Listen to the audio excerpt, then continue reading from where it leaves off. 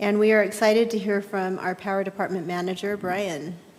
You get prepared to present to us. Thank you. All right. Appreciate you having us here tonight. Hopefully this will answer some questions that let you understand and know a little bit more about the Power Department. The first thing I just want to start off with is a little bit of the history of Kaysville Power. And this is kind of fun for me to learn and to look up and understand. But very first power lines were established in Kaysville in 1900. It was by a private entity, and they were basically, they came in for their own purpose and for their own reasons. As other people and neighbors saw that they had power and wanted power, they realized that they didn't want to pursue that avenue. And so Kaysville signed a franchise agreement in March 1, 1908. In that agreement, they had 3 stipulations. The first, that they would provide constant power to City Hall, that the power would only be for lighting, no other purpose, and that the cost would not exceed 15 cents per kilowatt. So it's kind of interesting. On June 8, 1908, Kaysville officially bought the Power Department for $1,850. They took out their first loan in August for $3,000 for the purchase of transformers. And in November, the council felt that they had a need, that they had enough customers that weren't paying, that they needed to meet and start metering all customers and have a disconnect policy. And I thought that was kind of interesting. So we currently now serve 10,364 customers, and you can kind of see the breakdown there between residential, city-owned, commercial, and industrial. We cover 10.5 square miles. We have 17 employees, and back in 1908, when we took it over, we had 1 lineman that kind of ran the whole show. So our total sales in 2021 were 164 million, 164.5 million roughly. And this is something that I take a lot of pride in, so I put it in there. But our reliability is in the top 25 in the nation, and it's been there since 2018. And that's a goal of mine, is that we will continue to increase our reliability and be on this in this position for the remainder of the existence of Kaysville Power, hopefully. I want to tell UAMPS thanks for coming tonight. They'll be doing a presentation later tonight where they will be talking more about our resources and what they do and what they have to offer. But this is a breakdown of our resources between coal, natural gas, wind, hydro, heat recovery, and then our pool where we purchase cells through UAMPS. If you actually do the math, it's 101%. So those of you who have quick brain heads, it's because we rounded those percentages. And then our renewables, we take 20% in our 12-month average. 20% is in renewable energy. So, and hopefully, even in the future, we'll be able to increase that. That'll be a number that you'll see increase and change. Hey, Brian. Yeah. First of all, are you open to questions as we go through this, or do you want us to save them to the end? Definitely. If you have questions. What would you like your renewables to be at? You know, it's a changing market, and it's a changing, technology's constantly changing, and so I would like to just stay up with the times. I'm not necessarily looking for a percentage or a number. I'm looking more that Kaysville is keeping up with the norm and with the demands and the changing, the policies of the regulations the federal government sets, and that we are doing our part to try and advance with the technology that they have. So we're not sitting back on the coal forever and that type of thing. So. Can I make a quick observation? Yeah. So the 20% is basically wind, hydro, and heat combined, correct? Yep. The natural gas, I think, is considered non-carbon, but it's not necessarily renewable for sure, and it's probably not even considered green. I think some of those terms we all throw around, but that's my understanding. Is that different, Bruce? Or? Oh, okay. fossil fuel. But it's not carbon-based, is that correct? It is all fossil. Natural gas is? Okay. Yeah. And then I guess coal, Hunter and San Juan, as you look at that, Council, just keep in mind that I think when UAMPS or anyone talks about small modular reactors, for example, that's our effort as an organization to get out of coal, which is slowly or quickly going away, and whether it's going to go kicking and screaming or end tomorrow is probably up to other decision makers. But I think that's our goal. And if you also look at that, wind, hydro, and heat in this case, and solar, if you want to throw that in there, are dictated by the sun shining and the wind blowing, and whether it's coal or nuclear reactors, we could have that power available to us at any time. So the availability of the power is something that we should always keep in mind as we talk about our resources. Definitely. Thank you, Shane.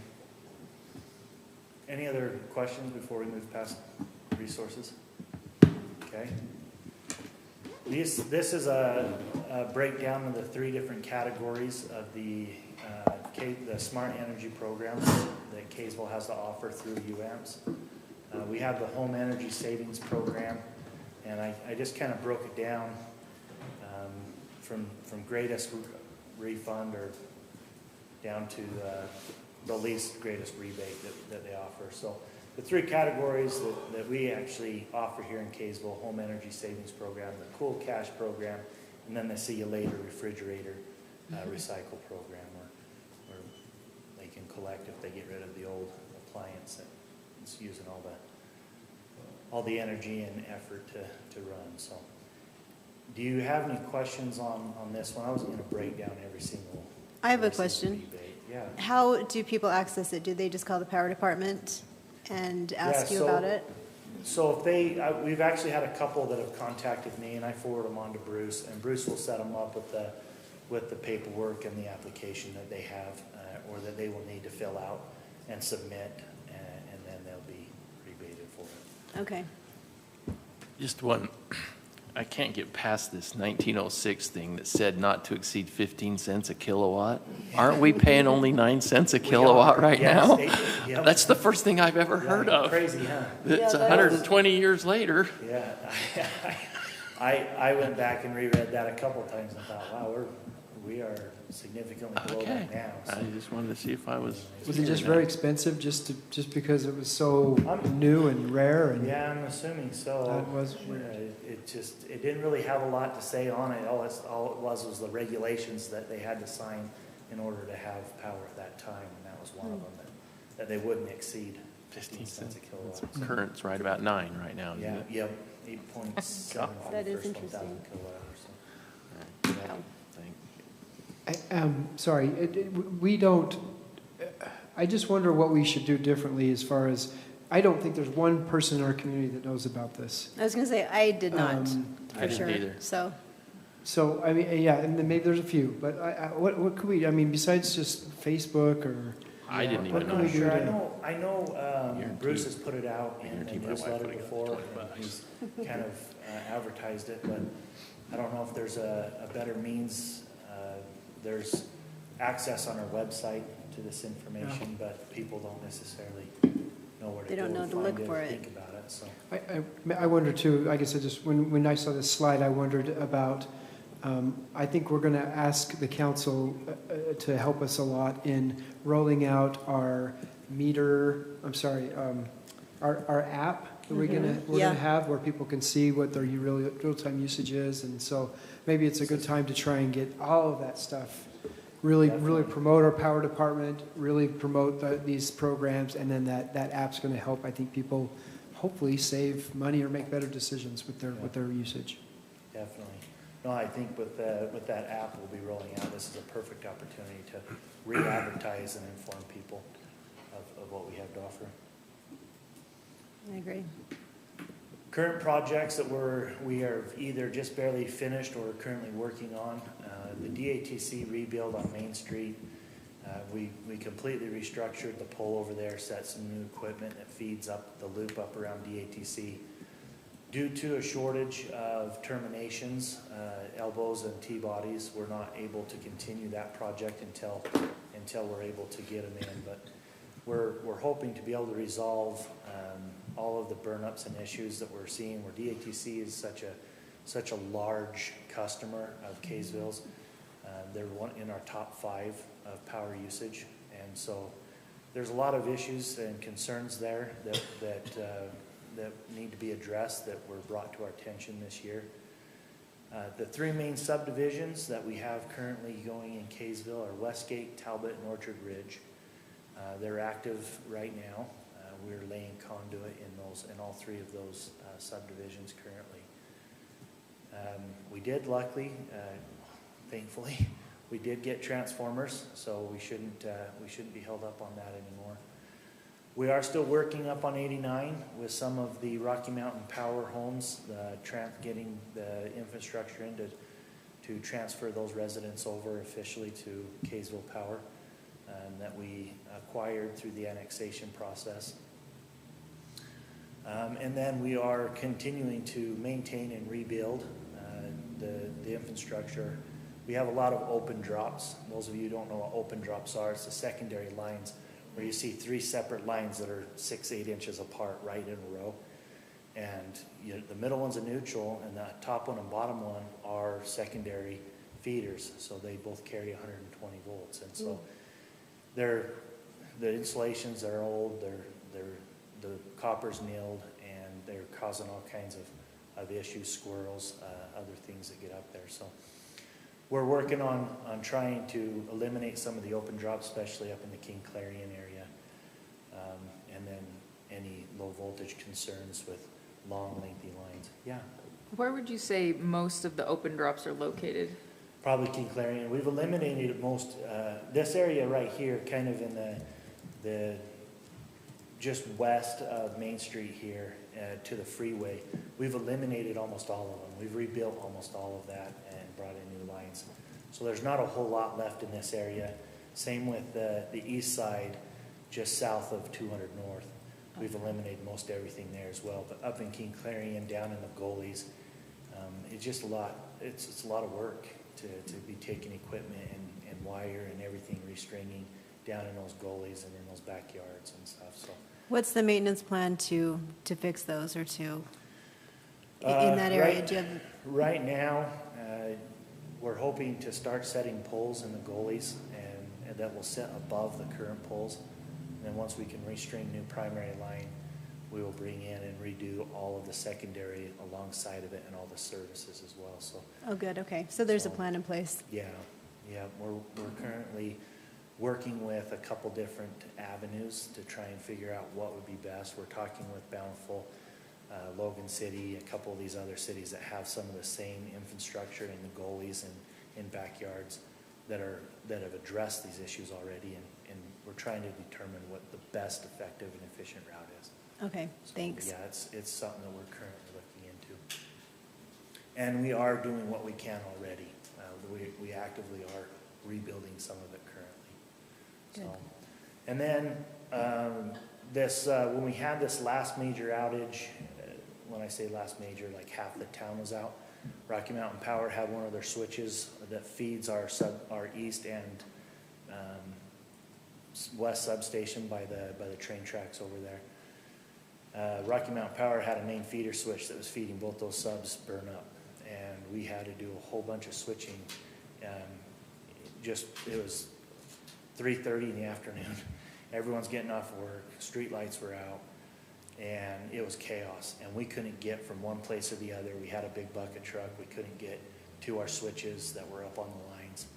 And I sat down the next day with Brett, our project manager, and I says, we got to figure out something that allows us to access quicker so that we can get the power back on in an emergency, especially when it's not even us that's caused it. And we got looking into new switches, and we have installed 2 already. We have plans to install 2 more that will make it so that we don't need a truck. We can just walk up to the pole and we can operate the switch at the bottom. So it's called a gain switch on our main feeder lines. It will allow us to redirect and move power in a lot quicker manner, and it's a lot safer too. So That's fantastic. That sounds Yeah, great. It is. It's nice. The two that we already have, we've already operated a few times, and it's so much better. So, Awesome. let's see here. There it goes. So future projects, we have the Schick substation. That's probably our main one that we have the most concern and worry about. Our sub-tech, he explains it. The way he explains the urgency of the Schick substation is it's like the motor of a vehicle. You don't want to leave the RPMs rev too high for too long. It's not good for the vehicle, it causes damage, and eventually you have failure. That's kind of where we're at right now, the Schick substation. We're during a few months out of the year, we have the engine, per se, revved up, and we're trying to work on different ways to distribute the power until we can get more infrastructure, a new bay, and a new transformer built in there. We currently have specs being engineered for that new bay, and it's also being put out for bid for new transformer and for new infrastructure to go in at the Schick substation. So that's kind of one of our future projects that we are in the works of starting and have a lot of concern for. Can you say, like, a near future, what does that mean? So right I assume now, this summer, we're going to be in yeah. a similar position that we've been in the last few. So the scary thing is the world's in a situation right now where everything is ridiculously expensive and takes a ridiculous amount of time to get to us. We've got 2 quotes so far for the transformer that we need in that substation. Both quotes are 36 to 42 months out for a transformer. So we're 3 to 3.5 years out. So you have to basically build, just mimic what you got there to do Yes. that again. Correct. What's the cost of that about? Right now, we are estimating that the infrastructure build without the transformer is gonna sit at about $700,000 to $800,000. The Yeah. transformer is gonna be about $1.5 million. That gray Yeah. solid thing right there. Yeah, That's how much it costs. And this is Correct. because we just have a greater need, right? We just have to Yeah. expand our, The city's infrastructure. building, we've outgrown the capacity of the current transformers and the current substations that we have, and we need to, and then if you look at the substation, it was designed for another bay, for future growth. okay, We good. just didn't predict it would be quite like this, so. But we did put out today, actually just today, for another transformer that we feel is a pretty reputable transformer, a pretty reputable company. And that's another thing, is we can get something a little bit quicker, but its lifespan and the quality of what we're getting is gonna be significantly less enough that we feel that it's not worth going that direction.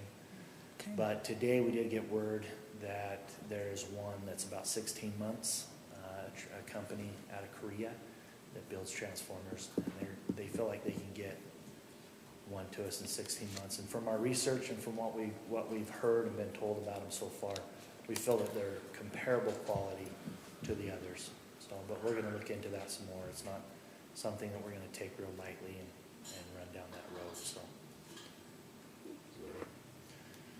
We still have some 2400 system in our city, which is a lower voltage. Our whole city right now is running at 7200, 12470, but we do have 3 sections in the city that are running at 2400, 4160, which is a lower voltage. It's not very efficient. It's a really old system. It's dilapidated, and it's my worry and my fear is that if we haven't already waited too long, we're going to start to see problems, and it's a lot more difficult to be able to work with and repair and to get people. And the way it's set up is we really don't have any way to reroute power. So if it burns up, we're working on it until it's fixed. I kind of was under the understanding, I thought that was done. Yeah, no, we have 3 step-down transformers from 7200 down to 2,400. Is this still. this old area right here? Yeah, it's two of them are right off of, is it Pin Oak? If you go up 200, it's the house that built, the street that just built an absolutely gargantuan home. that Pin leads up Oak to Lane. 500. Pin Oak Lane. So there's one on Pin Oak Lane, and then the very next street up that you turn and you T on, I can't remember what address that is, there's a step down there. And then there's over by the dental office and stuff, over kind of by, behind Ace Hardware, kind of up in there. There's another step down up in there. So, and that'll be another big project, because we've got to, we have several transformers that aren't dual transformers, so we'll have to get new equipment. And it's all direct bury, so we've got to bore in new conduit and everything, so. But that's a high concern area for us right now, to be able to make sure that we're feeding those areas with effective and efficient power.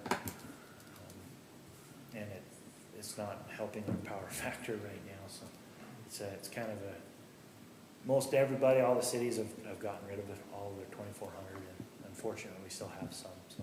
So what's our plan in terms of timeline to do that? I'm hoping 5 years. Okay. Yeah, I've set, according to our budget, I've budgeted to start the first section this year.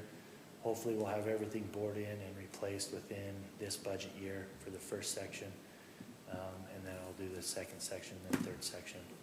And so really 3 years is the plan, but I've spanned it out for 5 in case it, we run into complications. Supply chain, Logan City's currently doing the same thing right now to a section of their town. They're doing a lot of boring.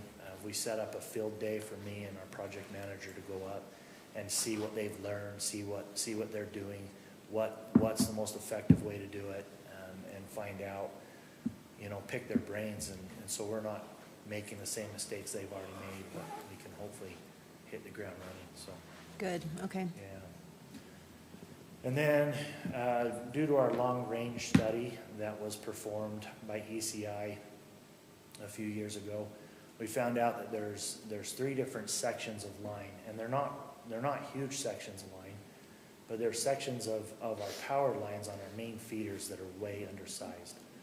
So we, especially with all of the growth we've been seeing in West Kaysville, that's becoming more and more of an alarming situation, because you have all this load, and then you're reducing down your wire, your conductor size, and eventually we're going to have a burn up, and now we're in trouble. So we're looking into solutions for those three areas right now. One of them is underground, so we'd have to set equipment and bore in a 6-inch conduit to be able to put in the proper wire. So there's a lot that entails. The rerouting of construction of power lines for the West Davis corridor, that's just kind of known. As the West Davis corridor comes in, there's going to be some need to transfer, move, and supply power to different sections as they put in park and rides and have street lighting and different needs with the West Davis corridor. And then we have other concerns that you can find on our long-range study that we will be addressing, but these are the immediate ones. Several of these are on that study, but if you want to go to our website, that study's on there. So, Okay. and then again, we're still identifying more and more concerns. Kaysville's been around since power's been around since 1900. So, Laurelwood and some of those areas have had direct buried wire in the ground for 40 to 50 years. So it's unfortunately time that we have to replace it. So addressing and setting up a plan for those areas. I haven't started a plan yet for Laurelwood for the direct bury and the concerns that we have up there. But that'll be coming in the near future. And then again, the rebuild of King Clarion, that's on the top of our list, as everyone knows. As Good. they all claim that they're always out of power up there. I personally feel otherwise. We've made a lot of changes. We've built a lot of things. We've addressed a lot of issues. We're still addressing them. But that area up there is, over the course of especially the last 4 or 5 years, I feel like I've seen a significant decrease in the amount of issues and concerns that we have, so. And is that the decrease in issues a result of tree trimming and just maintenance, things that are happening? Yeah, As it's a- well as long-term planning? Definitely, it's a Okay. combination. It's a combination of things. We have been a lot more proactive to make sure that we have proper clearances with our trees and those types of things. But we've also tried to pinpoint where a lot of the issues are. We found a section of line last year that was up behind in backyards that we couldn't see from the road. Oh, We good. found a section of line up there last year that had too much slack in the lines and they were slapping, and we didn't know that. And according to the pop marks on the wire, they've been slapping for a while. So we got up there, we were able to put some spacers in the lines, and it really, addressed a lot of the issues that we were having right there, just as simple as that. That's So, great. yeah, so there's a lot of different things that we're doing, and as we completely start rebuilding and setting stronger, bigger, taller poles, keep them out of the trees, keep things out of up and out, and start to redo all these open drops, and these open areas that we have concerns and issues with, we'll see a significant, even from where we are now, decrease in issues. Good, thanks. Yeah. So, I just kind of wanted to put down some of the benefits that I feel I feel like there's a lot more benefits than this with public power, but these were the main ones that, as I talked with Bruce and we discussed it, so I just kind of wanted to bring attention to some of the benefits of public power. But the mutual aid, I feel like that's probably one of the highest benefits. And here in Kaysville, we have been recipients of mutual aid multiple times. It's really been an amazing opportunity for us to be able to witness and see how that works. But from the last windstorms and natural disasters, you can see we've had multiple cities, multiple guys. We've also had, just recently with our transformer shortage, where we had ordered transformers over a year ago and hadn't received them yet. We were running into shortages there. We were able to lean on a few of the other cities. We acquired 6 transformers, which was able to buy us.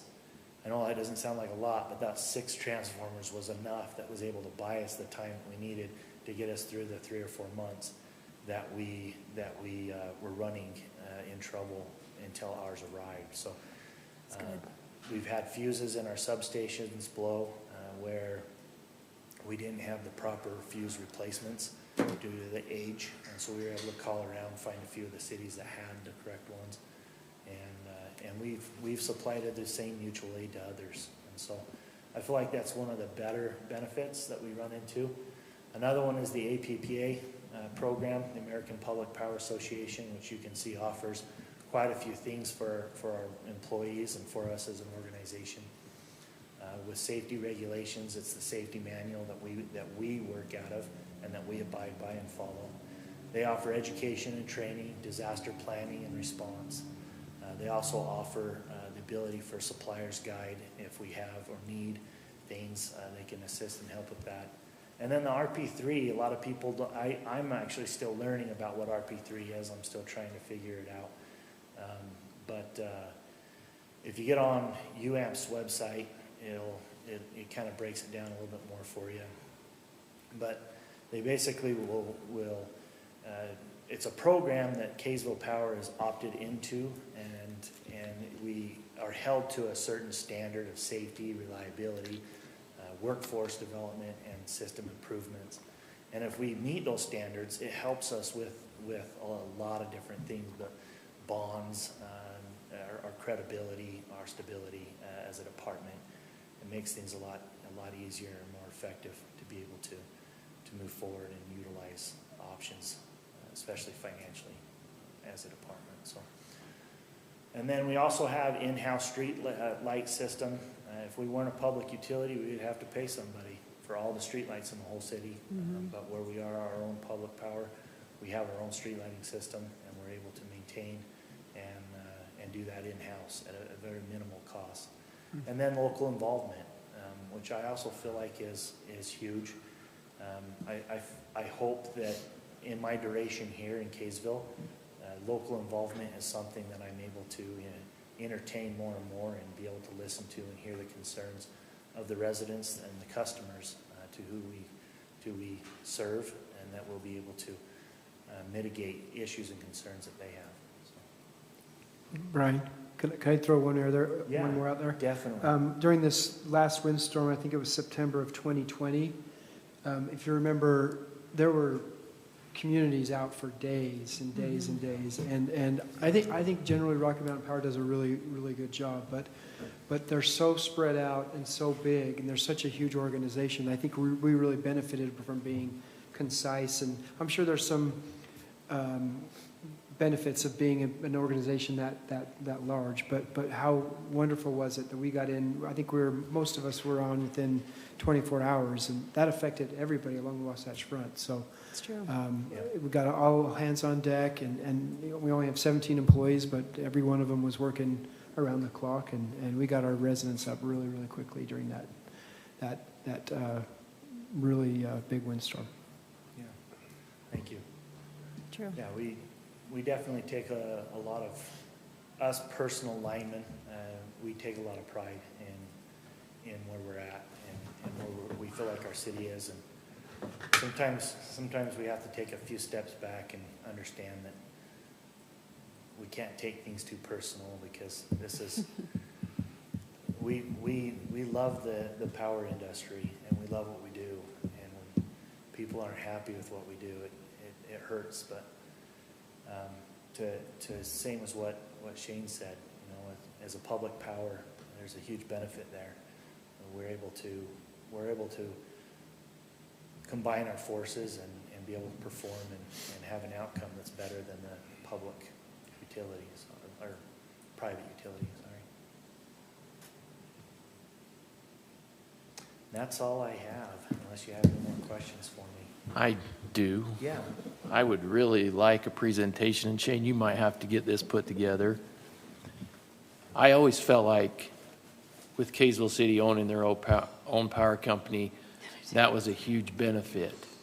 I feel like that benefit's diminished a little since Prop 5. I would love to see a presentation come to us as a council of all the benefits that the power company was to Kaysville City before Prop 5 and how it's kind of handcuffed us after Prop 5.